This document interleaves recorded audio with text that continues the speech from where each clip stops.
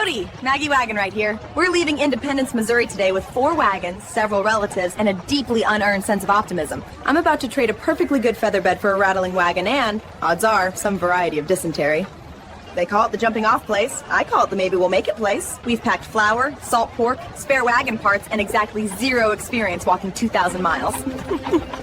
Setting out at dawn provided the oxen sign off on the idea. They're holding out for better terms. As we roll out of Independence, we trade streets for rutted mud and storms that toss a wagon like dice in a saloon, snakes with worse manners than Uncle Reuben, and wheels that like to sink to their hubs. Then there's cholera, measles, and whatever else. Before we catch any of that, you ought to know where we're heading. Now, for those not yet acquainted with the notion of West, let me introduce you to Oregon. It's that big patch of green all the way over yonder, past the mountains, the deserts, and whatever else the good Lord throws at us. We start here in Independence, follow the Missouri, then the Platte. Tucked above California, below whatever Britain still claims, the future's West. Missouri's filling fast, and Pa says land's priced like gold dust. Word is, Oregon's handing out 640 acres to any family hardy enough to plant a fence post. And paying for dirt you can get free if you walk far enough is just bad math. Before we roll west, I ought to introduce you to the company. This is my Uncle Thaddeus Miller, the family's self-appointed doctor. That's my brother Tom, can't walk 10 steps without picking a tune. This here is my cousin Fern. This here is my Aunt Saffron. She insists the journey wouldn't feel proper without that rocking chair lashed to the wagon, though the exact branch is a matter of debate at reunions. This is Uncle Virgil. Howdy. He won't go anywhere without Henrietta here.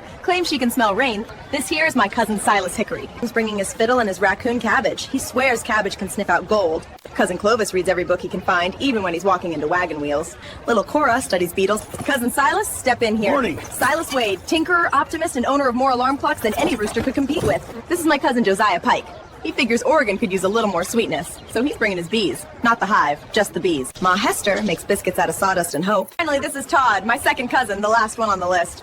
Folks around here call him Dusty Skillet Jack. He's our cook and storyteller, able to turn a handful of beans into a whole supper. He also swears his skillet points west when it's hot. Ain't failed me yet. The muscle that's gonna drag us across half a continent. This fella here goes by Governor Pickles. Named him that because he looks important and steals anything brined. He stole an entire barrel of them in Independence. Still gets a far-off look whenever he hears jars clink. Last week he ate the jar. This is Biscuits, named for the pan he stole right off the breakfast table.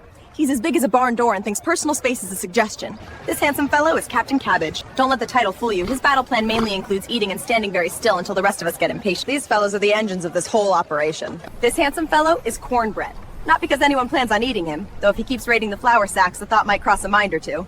But the real power behind this expedition is standing over here, chewing his way to legend. This handsome gent is Potato. Named him after the vegetable on account of his shape and his attitude toward being mashed. That's General Store, where the shelves creak almost as much as the customers. I'm stocking up for the Oregon Trail, because apparently the trail to Oregon doesn't have grocery stores every few miles.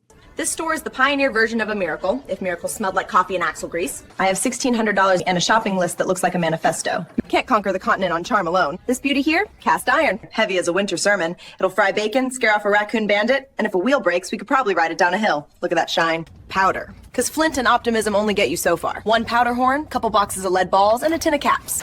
And if a wolf comes sniffing around, it'll persuade him to reconsider. 5 pounds of coffee beans. Without it, the Oregon Trail turns into the Oregon Brawl. Salt pork. It's been sitting in this brine since the War of 1812, probably.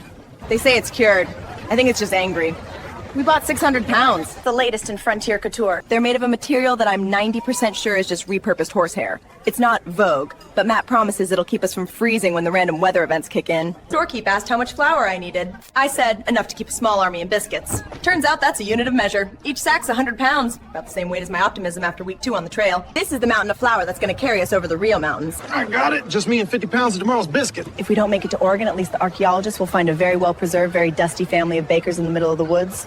Fern, you can unclench. I reckon no one here wants to tangle with you. She's been holding that jar like it's got a soft spot on top and a christening next week. I've warned her, if she eats the whole thing before we hit the Kansas border, she's gonna be the one who's pickled. Rope snug.